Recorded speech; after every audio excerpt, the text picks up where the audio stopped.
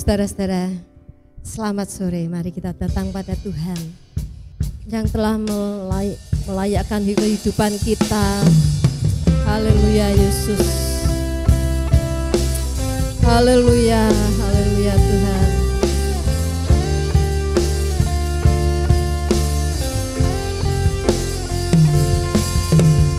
Sungguh besar setiamu, nyata di sepanjang hidupku. Darahmu telah layakkan kehidupanku. Tiada kata yang bisa, tiada kata yang bisa lukiskan indahnya Kau Tuhan. Bagimu segala pujian dan kemuliaan. Ku tinggikan Engkau, tinggikan Engkau Tuhan, melebihi segalanya, lebih dalam ku menyembah. Dalam roh dan kebenaran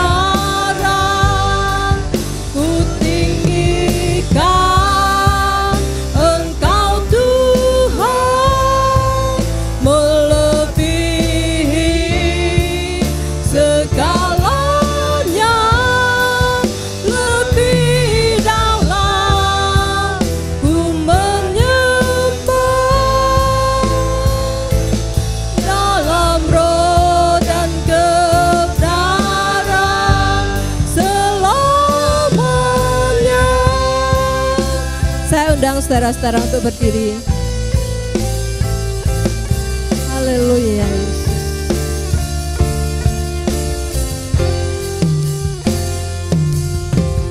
Sungguh besar setiamu,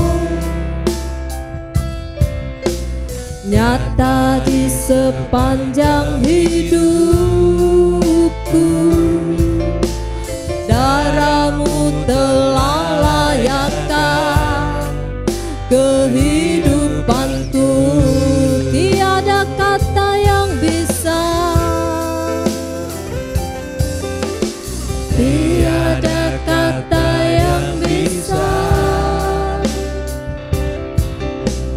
lukiskan indahnya Kau Tuhan. Bagimu segala pujian dan kemuliaan. Ku tinggikan Engkau Yesus, tinggikan Engkau Tuhan, melebihi segalanya, lebih dalam ku menyembah. Dalam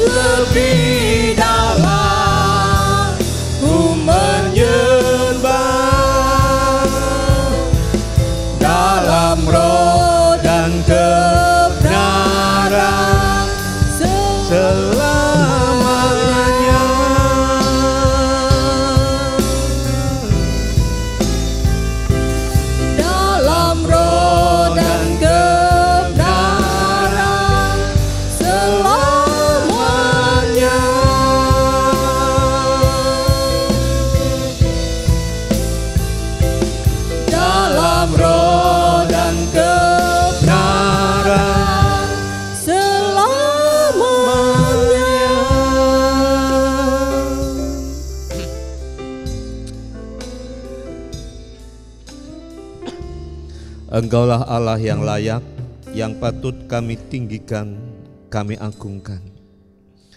Karena Engkau menuntun hidup kami, menyertai kami di dalam segala sesuatu yang kami kerjakan. Dan saatnya bagi kami untuk menaikkan pujian kami sebagai rasa ucapan syukur kami atas anugerah yang Tuhan berikan kepada kami. Sebab pertolongan kami datangnya dari tempat yang maha tinggi, Sang Pencipta langit dan bumi, di dalam Yesus Kristus Sang Juru Selamat, yang kasih-Nya tidak pernah berkesudahan dahulu, sekarang, dan selama-lamanya. Turunlah berkat-Mu atas ibadah kami pada sore hari ini, dan Engkau memberkati setiap hamba-hamba-Mu yang melayani. Engkau hadir di tengah-tengah kami, Engkau melawat kami. Di dalam nama Bapa, Anak, dan Roh Kudus, yaitu di dalam nama Tuhan Yesus Kristus. Haleluya.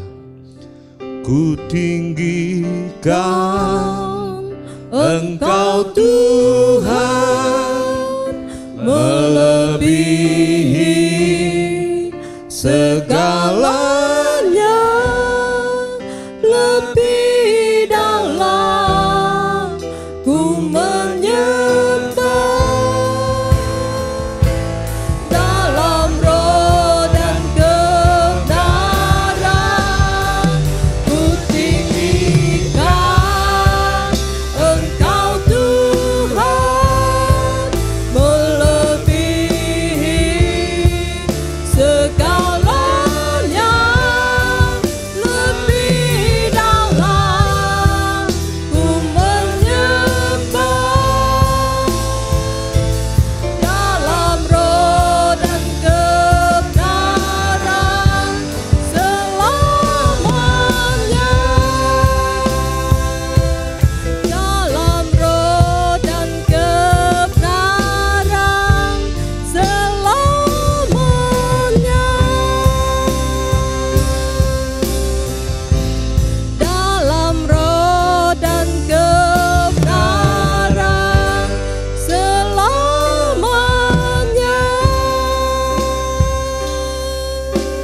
Haleluya. Kami tinggikan Engkau Bapa.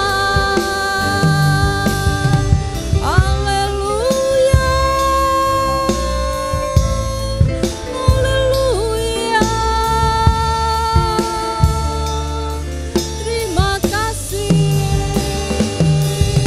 Terima kasih. Kami bersyukur Tuhan. Kami bersyukur. Haleluya. Engkau sungguh baik. Haleluya. Terima kasih Tuhan, Kau begitu sangat baik bagi kami Bapa. Mari saudara-saudara yang siap untuk memuji Tuhan lebih lagi, katakan bersama-sama dengan saya, amin. Beri kemuliaan pada Tuhan. Mari kita naikkan pujian untuk Tuhan yang kasih-Nya tidak pernah terukur bagi kita semua.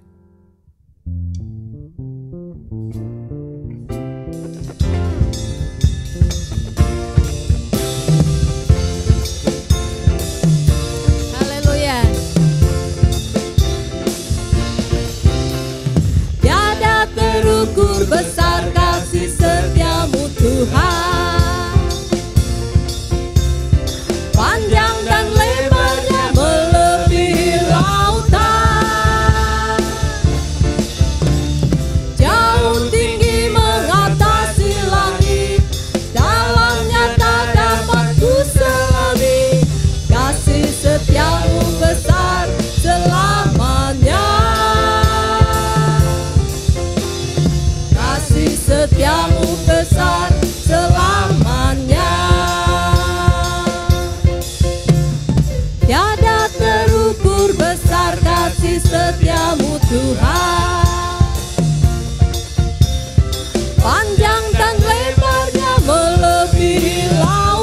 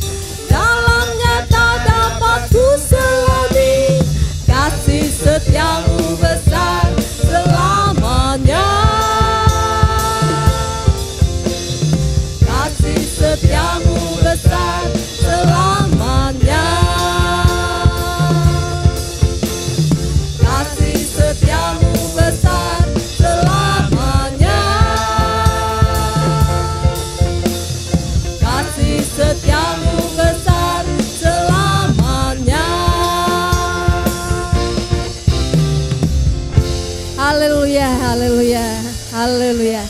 Kasih setia Tuhan besar selamanya untuk kita. Silakan duduk. Mari kita akan persiapkan hati kita untuk menerima firman-Nya. Tuhan telah memberikan karya yang terbesar untuk kita, yaitu pengorbanannya untuk menebus segala dosa-dosa kita. Kasih yang terindah, hati yang mulia, hanya ku temukan di dalam-Mu, Yesusku. Pujian dari hatiku selalu di setiap waktuku, tiada pernah berubah. Saya undang saudara-saudara untuk berdiri. Haleluya, Yesus. Karya terbesar dalam hidupku, pengorbananmu yang selamatkanku. Engkaulah harta yang tak ternilai, yang ku miliki dan ku hargai. Yesus, Engkau ku kagumi.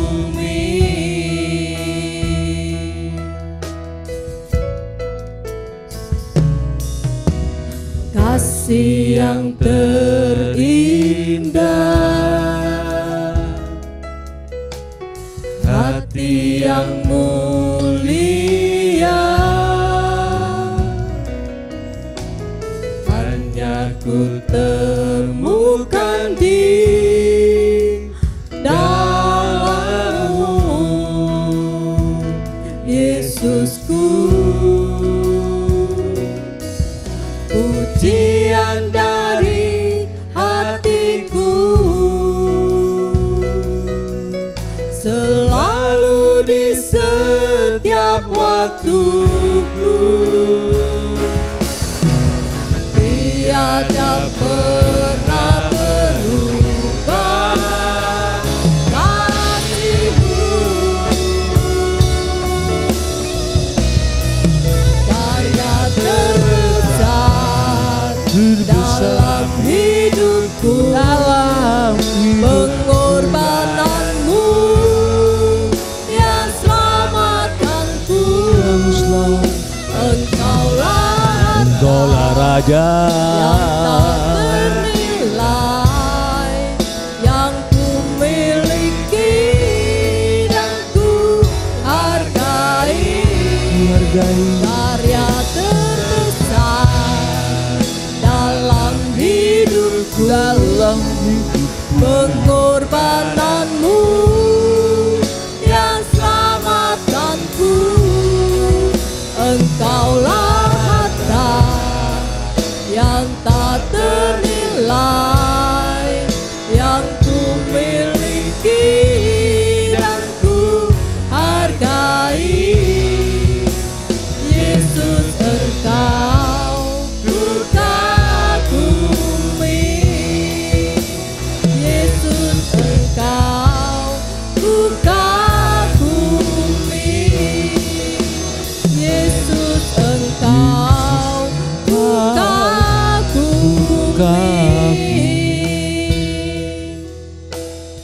dalam perenungan kita. Benarkah Yesus yang kau kagumi di saat-saat berat hidup ini? Percobaan silih berganti, wabah belum selesai. Masihkah kau kagumi janjinya, kuasanya, penyertaannya? Haleluya. Kita sembah Dia yang tak pernah pernah ingkar janji. Kekuatan firman-Nya itu modal hidup kita. Haleluya. Terima kasih. Sungguh-sungguh kita akukan pada siapapun, Yesus yang hidup tetap bekerja sampai hari ini. Dia lakukan segala perkara. Haleluya. Haleluya. Terima kasih. Terima kasih. Kuasanya tak tersembunyi. Kasih-Nya mengalir dalam hidup kita. Haleluya. Haleluya. Terima kasih. Biar firman-Mu membedah hati kami yang kerap gelisah, menantikan pertolongan tiada datang. Tapi lewat perjamuan kudus, kami melihat Engkau mencari celah untuk dekatkan tubuh-Mu kepada kami. Terima kasih, terima kasih. Dalam nama Tuhan Yesus, sabda yang hidup itu. Mari kita semua berseru bersama-sama. Amin. Beri tepuk tangan sukacita kita. Saudaraku terkasih.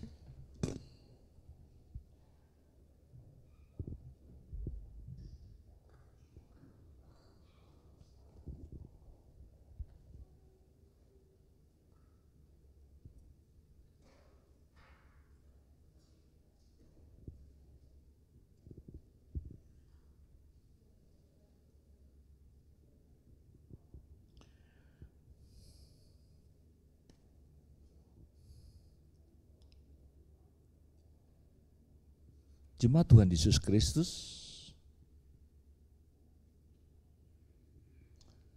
seorang raja Makedonia yang terkenal, Raja Filipus, saudaraku,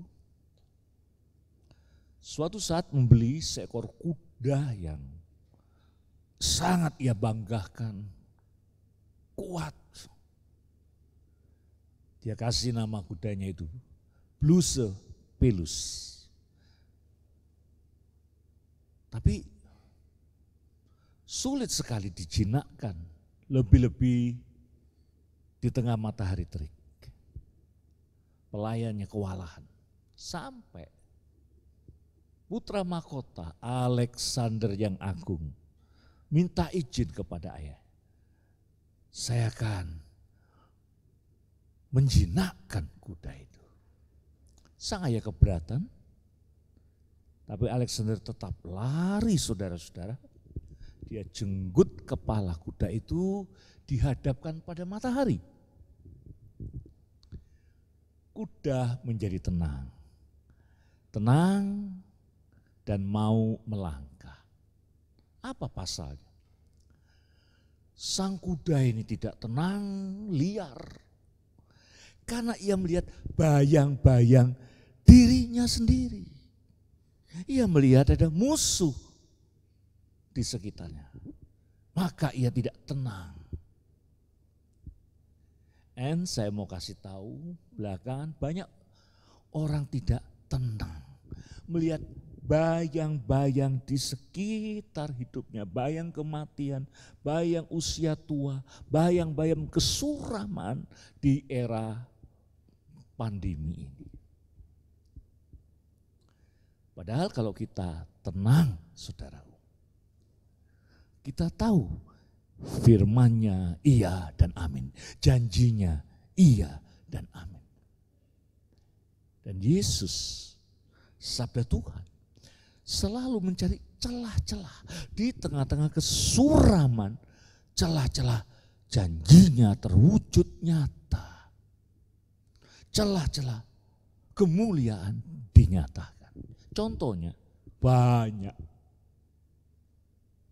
Di Alkitab, saat umat Tuhan tidak ada jalan keluar, pasukan Mesir mengejar, hopeless. detik itu juga ada jalan keluar. Laut Kolsom dikeringkan. Mereka melewati Laut Kolsom itu. Elia di tengah-tengah pengejaran Ratu Isabel yang kejam, sadis itu. Ia hopeless, ia berteriak, matilah aku. Bangun-bangun, ada roti bakar, ada daging. That's it. Apa artinya? Di tengah-tengah kesuraman, masalah, Tuhan cari celah-celah loh untuk menyatakan kemuliaan, pertolongan. Di Gunung Horeb, sembunyi, aku mau mati rasanya di Gunung Horeb. Tuhan nyamper, Elia, apa yang kau kerjakan di sini? Oh, engkau Tuhan, sibuk nyerocos dengan keselnya, marahnya. Tuhan hadir. Lewat angin sepoi-sepoi. Elia, masih ada 7.000 orang. Siapa bilang? Semuanya meninggalkan engkau. Detik itu juga. Seperti pagi tadi juga terkait dengan perjamuan kudus kita. Saat-saat Yesus menceritakan penderitaan, ada celah yang ia cari untuk menunjukkan kemuliaan. Kita baca lebih dulu Matius 16 ayat 21. Kemudian Matius 17 mulai ayat pertama. Matius 16 ayat 21 dalam perikop pemberitahuan pertama tentang penderitaan Yesus dan syarat-syarat mengikuti dia. Demikian sabda Tuhan. Sejak waktu itu Yesus mulai menyatakan kepada murid-muridnya bahwa ia harus pergi ke Yerusalem dan menanggung banyak penderitaan dari pihak tua-tua, imam-imam kepala, dan ahli-ahli Taurat, lalu dibunuh dan dibangkitkan pada hari ketiga. Tetapi Petrus menarik Yesus ke samping dan menegur dia, katanya, Tuhan, kiranya Allah menjauhkan hal itu. Hal itu sekali-kali tak akan menimpa engkau. Pasal 17 ayat 1 mulai. 6 hari kemudian dari apa? Dari peristiwa tadi itu ketika Yesus menceritakan penderitaannya. Yesus membawa Petrus, Yakobus, dan Yohanes saudaranya. Dan bersama-sama dengan mereka ia naik ke sebuah gunung yang tinggi. Di situ mereka sendiri saja. Lalu Yesus berubah rupa di depan mata mereka. Wajahnya bercahaya seperti matahari dan pakaiannya menjadi putih bersinar seperti terang. Maka nampak kepada mereka Musa dan Elia sedang berbicara dengan dia. Kata Petrus kepada Yesus, Tuhan, betapa bahagianya kami berada di tempat ini.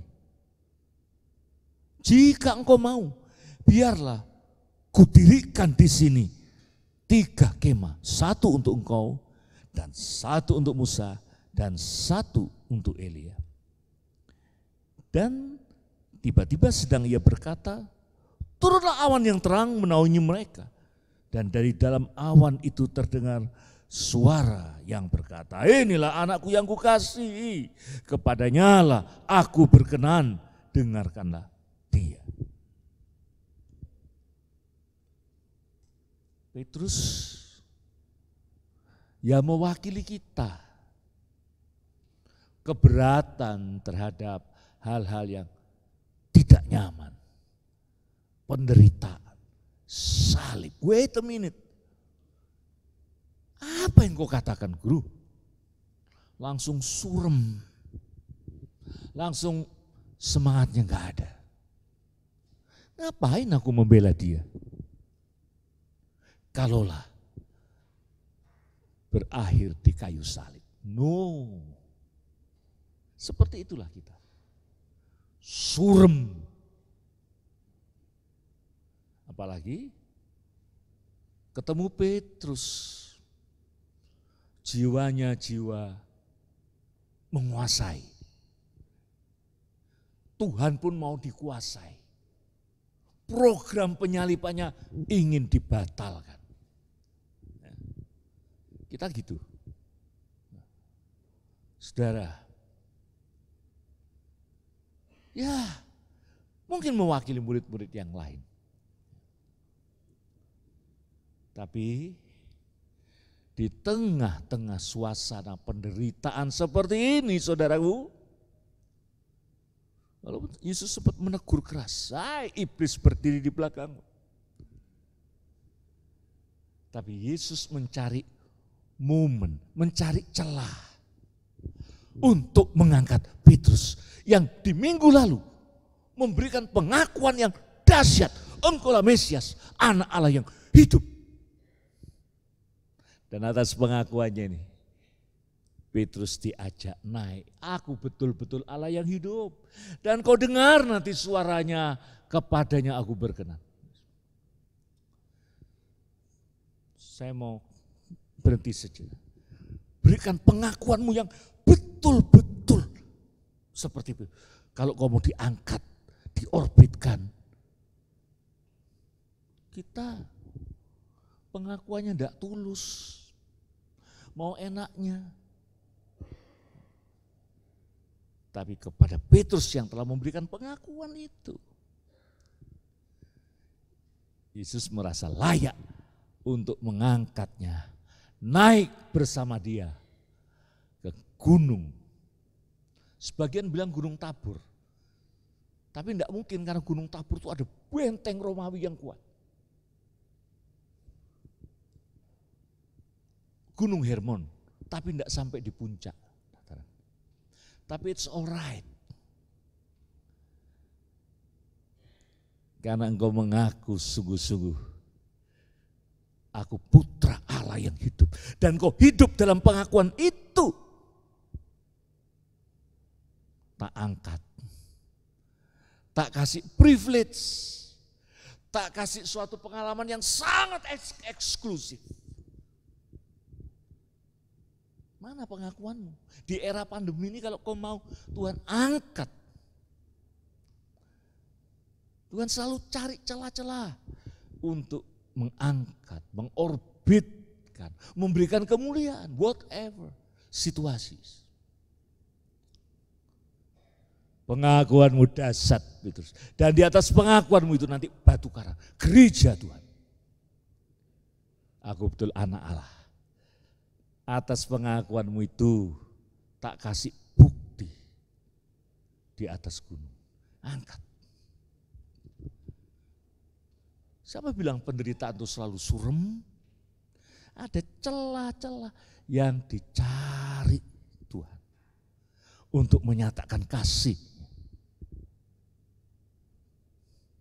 Nah, sampai di gunung itu banyak tafsiran. Saya kok merasa Yesus sedang butuh konsultasi dengan Bapaknya. Benar enggak aku ini ambil keputusan untuk disalib? Engkau berkenan enggak? Dia cakap-cakap seperti di toko-toko perjanjian lama. Musa cakap dengan Tuhan.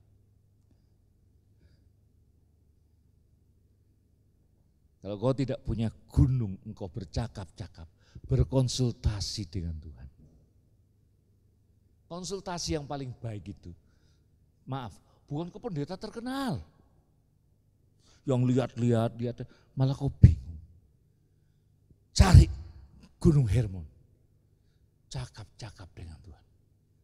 Dan Tuhan memberikan kepastian, inilah anakku yang kukasih, kepadanya aku berkenan.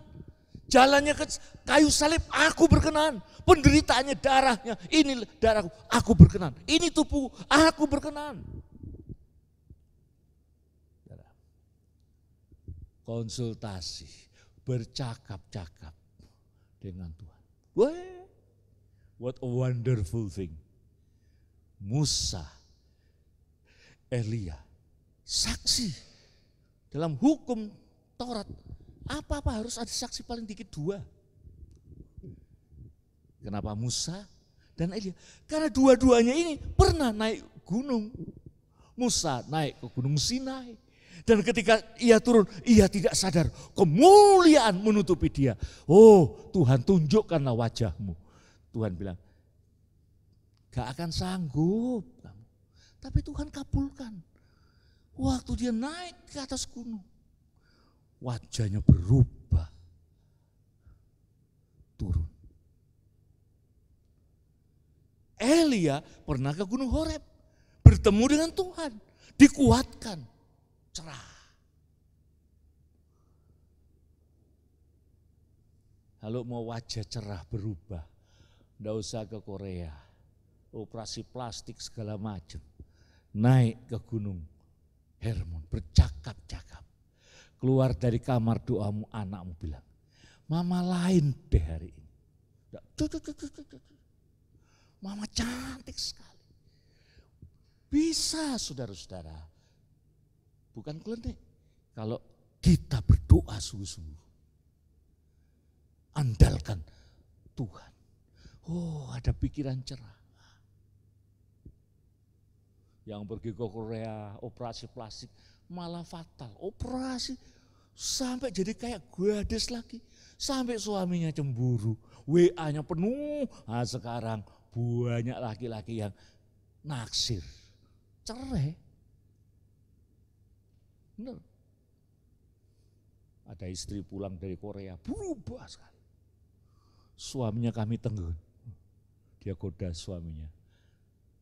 Mas lupa ya sama saya mas, lupa ya. Suaminya gugup, oh enggak lupa.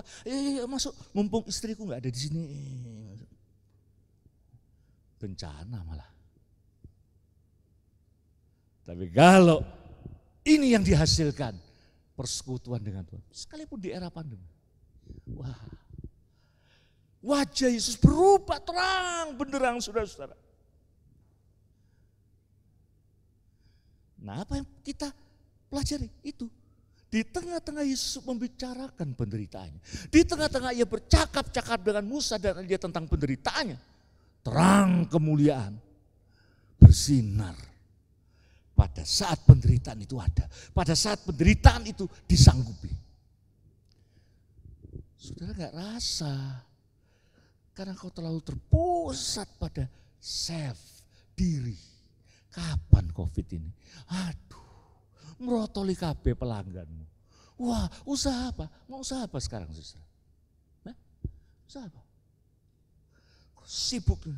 Nggak lihat pada saat yang sama, ia berikan sinarnya, ia berikan jalan keluar. Kau nggak kroso, nggak lihat.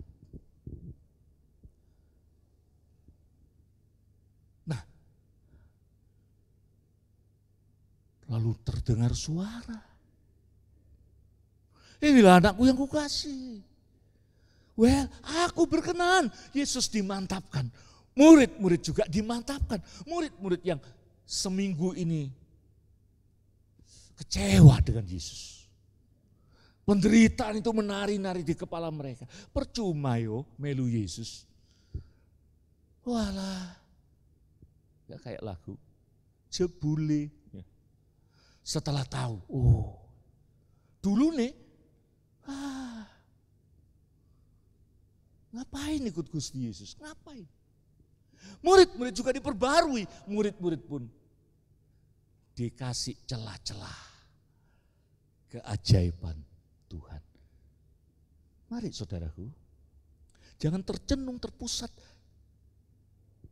pada penderitaan saja. Dak kroso jenengan saudara semua bahwa ia sedang mencari celah-celah untuk mengangkatmu, untuk mengangkat keluargamu, untuk menunjukkan kemuliaannya.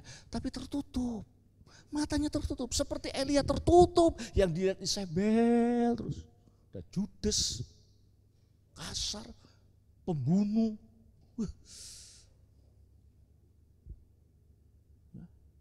Yang dilihat itu terus.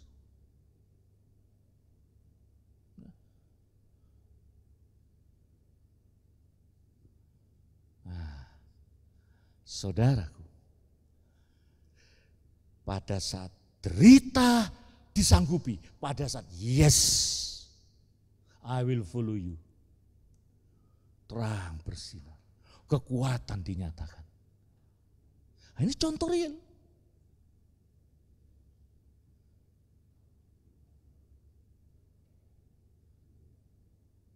Saudara, melalui semua itu, saya ambil kalimat ini, judul lagu teman saya almarhum baru meninggal beberapa hari yang lalu, Pendeta Cok Tapiheru. Dulu kita sering nyanyi, walaupun saya tidak rekaman dengan dia, tapi sering menyanyikan lagunya. Melalui semua itu, dia melalui semua itu, dipanggil Tuhan beberapa hari yang lalu. Kita pun kudu bisa melalui semua itu. Karena dia tunjukkan jalan. Dia cari momen-momen. Dia cari celah-celah. Di mana engkau akrab dengan dia, engkau melihat wajahnya. Saudara, pada waktu yang sama, kemuliaan dinyatakan. Petrus mendapatkan dua hal. Pertama, super egonya bicara. Pertama, keinginannya untuk tenar. Kalau boleh, aku akan membangun 3 pondok. Petrus mau menahan Yesus dari cita-citanya mati di kayu salib. Petrus mau dataran tinggi, tok. Yesus enggak. Sesuatu jangan jadi momentum. Kalau jadi momentum monumen, mati. Itu keinginan Petrus, membuat monumen 3. Mati nanti. Tapi itu harus bergerak. Turun. Dan Petrus sadar sekarang, tidak ada orang, nobody. Mana Musa, mana ini?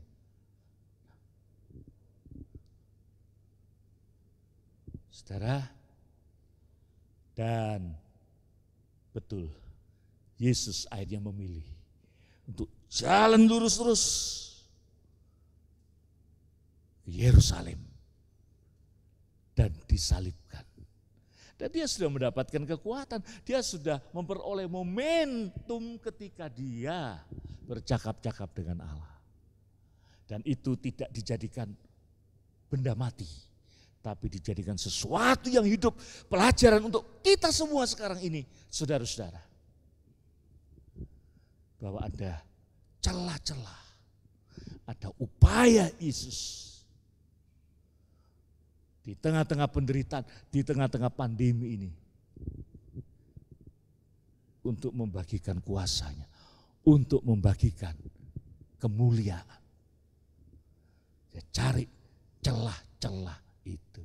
You juga bisa, carilah celah-celah itu. Perjamuan kudus kita ini sekarang ini, jangan main-main dengan kalimat ini tubuhku, ini darah. Kita ditanggung. Nah, saudara,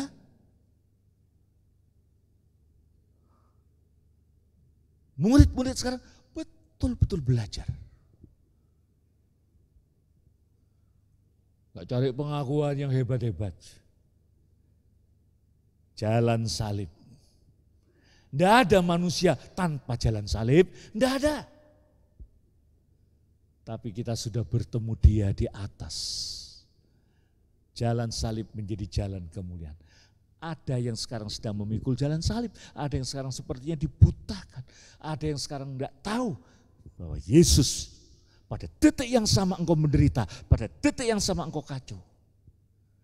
Dia cari celah Dia cari kesempatan walaupun secuil untuk naik ke atas bukit dan menunjukkan kuasa, kemurahan, dan kemuliaannya. Saudara sekalian,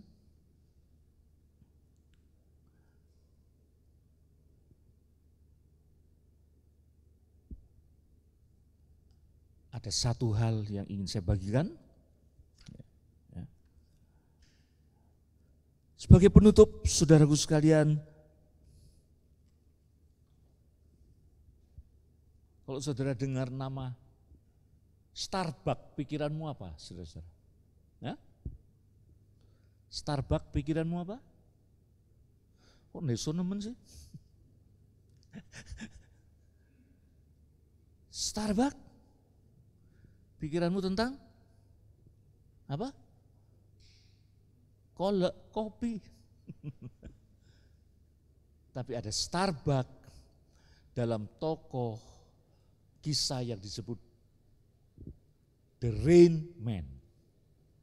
Starbucks ini selalu melihat dirinya peteng, selalu melihat dirinya tidak berguna, selalu melihat dirinya tidak utuh, tidak pernah punya waktu untuk duduk, merenung, dan melihat Tuhan sedang berperkara, Tuhan sedang cari celah untuk mengangkat dia. Temannya yang bernama Lizzie mengingatkan dia, Starbucks, aku dulu seperti itu. Aku paling gak tahan kalau aku sedang mencuci piring sebagai wanita, mencuci piring, keharusan. Sementara kakakku laki-laki bermain kartu dengan ayahku, tertawa, terbawa, minum. Aku seperti Buddha, aku marah. Tapi aku belajar melihat ayahku di usianya.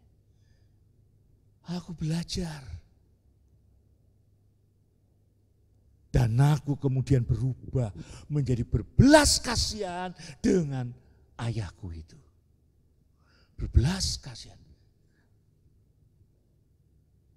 Jangan kau suramkan dirimu, gelapkan dirimu. Duduk, renungkan. Lihat hidupmu. Dan kalau kau lihat hidupmu, kau akan juga menyaksikan bagaimana Tuhan sedang mencari celah untuk mengangkatmu. Amin. Ada sedikit pengumuman sejak 2 bulan yang lalu, kita sudah mulai hidupkan dana perlengkapan kita di peti perlengkapan. Yang sekarang ini fokus kita adalah kalau dimungkinkan kita memiliki mixer yang digital. Mungkin harganya sekitar 100 jutaan. Tapi kita enggak lihat 100 jutanya itu. Kita lihat tetap di era pandemi ini ada celah-celah momen-momen yang dia memberkati kita. Amin, saudara? Amin. Mari kita nyanyikan lagu pujian kita yang terakhir. Oh heran-heranlah. Sebab ku tahu, apapun keadaan dunia ini, sebab ku tahu. Ini momen mesraku dengan Tuhan, sebab ku tahu Engkau cintaku.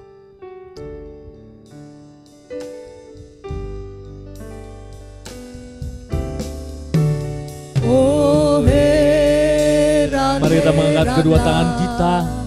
Oh heran-heranlah, sebab ku tahu Tuhan cintaku, Tuhan angkatku, Tuhan berperkara dengan aku.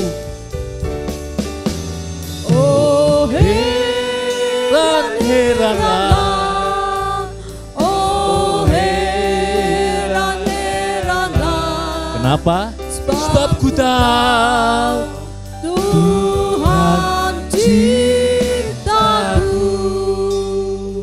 Sebab ku tahu Tuhan cintaku.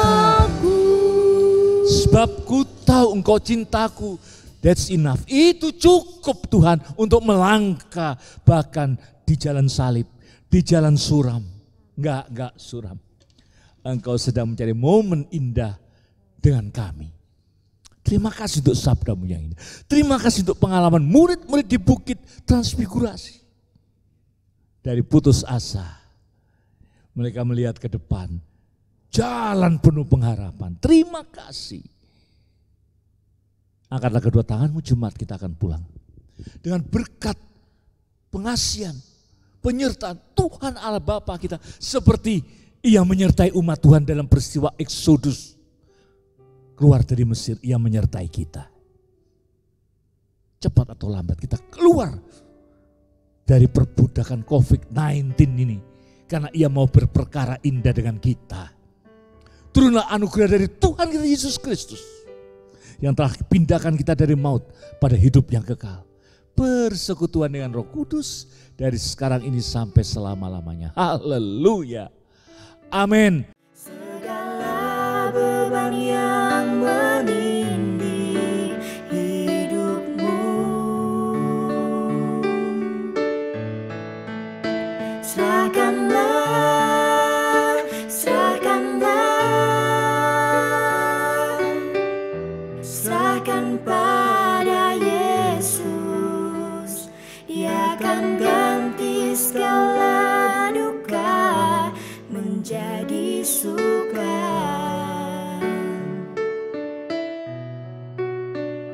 Dia akan ganti segala duka menjadi